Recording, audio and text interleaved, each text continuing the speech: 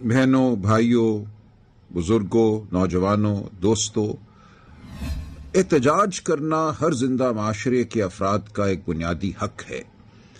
یہ حق آپ کو آئین بھی دیتا ہے، یہ حق آپ کو آپ کے انسان ہونے کے ناطے سے میسر ہے۔ جب آپ کے وطن میں کوئی ایسا عمل ہو جو آپ سمجھتے ہیں آپ کی روایات کے خلاف ہے، آپ کی شرافت کے خلاف ہے، آپ کے اصول و اقدار کے خلاف ہے، تو آپ پر یہ لازم ہو جاتا ہے کہ آپ اپنی آواز بلند کریں۔ آپ کا آئین آپ کو یہ حق دیتا ہے کہ آپ اکٹھے آواز بلند کریں، آپ سڑک پر اکٹھا چلنا چاہیں تو اکٹھا چلیں۔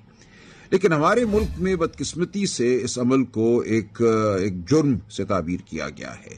ریاست یہ سمجھتی ہے کہ آواز بلند کرنے والے انتشاری ہیں، ان کے خلاف ٹیئر گیس شیلوں کا استعمال جائز ہے، ان کو لاٹھی چارج کرنا جائز ہے، ان کو روکنا جائز ہے، اور اس کے نتیجے میں ایک ہڑبڑ پیدا ہوتی ہے، ایک ایسی صورتحال پیدا ہو جاتی ہے جو نہیں ہونی چاہیے۔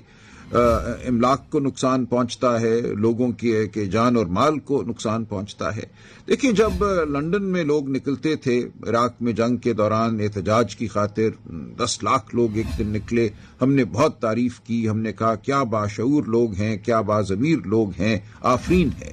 لیکن اپنے ملک میں اگر آئین کی پامالی کے خلاف ہم نکلیں، اگر جھوٹے مقدموں کے خلاف ہم نکلیں، اگر الیکشن کو لوٹنے کے خلاف ہم نکلیں تو ہمیں انتشاری کہا جاتا ہے، ہم پر ٹیئر گیس شیلوں کی بارش کی جاتی ہے، لاٹھی چارج کیا جاتا ہے، جھوٹے مقدمے بنائے جاتے ہیں، FIRیں کاٹی جاتی ہیں۔ تو یہ ایک ایسی صورتحال ہے جس سے ہمیں نبرد آزما ہونا ہے۔ ہم نے اپنے ملک کو اگر بہتر بنانا ہے، یا جمہوریت نے فروغ پانا ہے، سچائی نے فروغ پانا ہے، شرافت نے فروغ پانا ہے، تو ہمیں پروقار طریقے سے اپنی آواز بلند کرنا ہوگی، ہمیں احتجاج کرنا ہوگا۔ اس سے کوئی مفر نہیں ہے۔ ہمیں باہر نکلنا ہوگا، ہمیں کہنا ہوگا کہ ہمارے آئین پر حملہ ہمیں قبول نہیں ہے، ہمارے بنیادی حقوق کو اگر تابع کیا جا رہا ہے مقتدرہ کی خواہشات کے، یہ کہا جا رہا ہے کہ اگر مقتدرہ فیصلہ کرتی ہے کہ کوئی بھی معاملہ قومی سلامتی سے منسلک ہے تو ہمارے بنیادی حقوق سلب کر لیے جائیں گے، ہمیں فوجی عدالتوں کے سامنے پیش کیا جائے گا، ہائی کورٹوں کو مغلوب کیا جائے گا، ان کا اختیار سماعت چھین لیا جائے گا، ہائی کورٹ کے ایک جج کو ایک ہائی کورٹ سے اٹھا کر اس کی مرضی کے بغیر کسی دوسرے ہائی کورٹ میں پھینک دیا جائے گا، اس سے مقدمہ لے لیا جائے گا جو سن رہا ہو، اگر سنوائی مقتدر حلقوں کی خواہشات کے مطابق نہ جا رہی ہو۔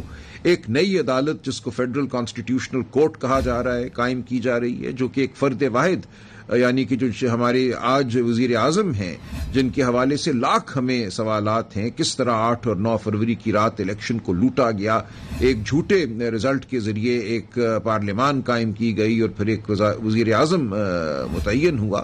اس وزیر اعظم کی ثوابدید پر ایک جج، ایک چیف جسٹس لگے گا، اور اس چیف جسٹس کی ثوابدید پر باقی جج لگیں گے۔ ہم کہتے ہیں ایسا نہ کرو، جو بھی آپ کے مقاصد ہیں، جائز مقاصد ہیں آئین کے حوالے سے، ان کو آپ روشنی میں لائیے، ہم سے بات کیجیے، ہم ہر جائز معاملے کا حل جو ہے وہ تلاش کرنے میں آپ کی مدد کریں گے، لیکن شب خون آئین پر نہ ماریے، جھوٹے مقدمے نہ بنائیے، الیکشن کو نہ لوٹیے۔ اس غرض سے اگر ہم احتجاج کرتے ہیں تو یہ ہمارا حق ہے، ہمیں آپ نہیں روک سکتے، آپ کو ہمیں نہیں روکنا چاہیے۔ شہر میں دفعہ 144 لگا دی جاتی ہے کہ 4 بندوں سے زیادہ اکٹھے نہیں نکل سکتے، نکلنا جرم بنا دیا جاتا ہے۔ تو یہ جرائم کی بھرمار جو ہے صرف اس لیے کی جا رہی ہے کہ ایک خوفزدہ ریاست نہیں چاہتی کہ سچ سامنے آئے، کہ لوگ سچائی کی جانب بڑھ سکیں، اپنی آواز بلند کر سکیں۔ پچھلے چند دنوں سے مایوسی پائی جاتی ہے بعض طبقوں میں۔ اسلام آباد میں جو احتجاج ہوا اس کے بعد یہ کہا گیا کہ یہ احتجاج جو ہے کسی مصلحت کے تحت ختم ہو گیا، اور بہت باتیں کی گئی PTI کے اکابرین کے حوالے سے، رہنماؤں کے حوالے سے مایوسی پھیلانے کی کوشش کی گئی۔ میں آپ کو یقین دلاتا ہوں کہ ایسا نہیں ہے جیسا کہا جا رہا ہے۔ ہر احتجاج کا کوئی نقطۂ آغاز ہوتا ہے، کوئی انتہا کا مقام ہوتا ہے، اور ہر احتجاج آخری احتجاج نہیں ہوتا۔ ایسا نہیں ہے کہ کسی ایک احتجاج کے ذریعے آپ کو تمام مقاصد حاصل ہو جائیں گے۔ جو ناحق لیڈر عمران خان پابند سلاسل ہے وہ چھوٹ جائے گا، یا آئین میں جو ترامیم کی جا رہی ہیں وہ رک جائیں گی۔ یہ ایک عمل ہے، اس عمل سے ہمیں جڑے رہنا ہے. یہ ایک آئینی اور قانونی عمل ہے. ہمیں قانون آئین کے دائرے میں رہ کر اس عمل سے جڑے رہنا ہے, اپنی تگ و دو کو جاری رکھنا ہے. تو میں آپ کو یقین دلاتا ہوں کہ یہ احتجاج جاری رکھنا آپ کا حق ہے. آپ اس کو جاری رکھ سکتے ہیں, آپ کو جاری رکھنا چاہیے ایک مربوط طریقے سے, ایک نظم کے تحت, قانون اور آئین کے تحت. تو مایوسی بالکل نہیں ہونی چاہیے, یہ جائز نہیں ہے. جو چہمگوئیاں کی گئی وہ جائز نہیں ہے. میں نے معاملے کی تہ تک پہنچنے کی کوشش کی ہے, اور میں یہ سمجھتا ہوں بہت تفصیل میں جائے بغیر کہ ایسا نہیں ہے جیسا بعض یوٹیوبر یا ویلاگر کہہ رہے ہیں. معاملات بالکل یکسر مختلف ہیں. پوری بات آپ کے سامنے یقیناً آ جائے گی. آپ یقین رکھیے کہ ہمارا جو کاز ہے وہ برحق ہے.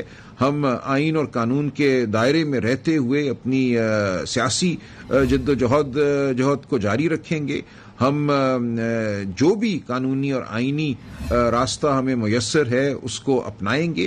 اگرچہ عدالتوں کو بند کیا جا رہا ہے, عدالتوں کو من پسند ججوں کے تابع کیا جا رہا ہے, آزاد منش ججوں کو ڈرایا دھمکایا جا رہا ہے, اس کے باوجود ہم یہ سمجھتے ہیں کہ آئین اور قانون کی سربلندی کے لیے جو ہماری جد و جہد ہے وہ کامیاب ہوگی. وہ پی ٹی آئی کے حوالے سے ہو یا پی ٹی آئی سے ہٹ کر پاکستانی یہ جد و جہد کریں. یہ آپ پر لازم ہے, آپ پر فرض ہے کہ یہ جد و جہد کی جائے. عمران خان آج اس جد و جہد کے ایک اہم کلیدی کردار ہیں. ان کے ساتھ ایک بہت بڑی تعداد پاکستانیوں کی جڑی ہوئی ہے. اس تعداد کا, اس آبادی کے حصے کا احترام کیجیے, ان کی خواہشات کا احترام کیجیے, ان کے جمہوری حقوق کا احترام کیجیے. اور میں تمام پاکستانیوں سے یہ اپیل کرتا ہوں کہ معاملے کو سمجھیے. جو معاملات ہیں, جو قضیے ہمارے سامنے ہیں, جو دشواریاں ہیں, ان کو سمجھیے اور ہمارا ساتھ دیجیے.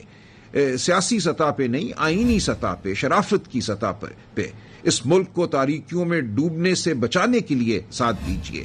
ہمارا ساتھ نہ دیجیے, اپنا ساتھ دیجیے, اپنی آنے والی نسلوں کا ساتھ دیجیے.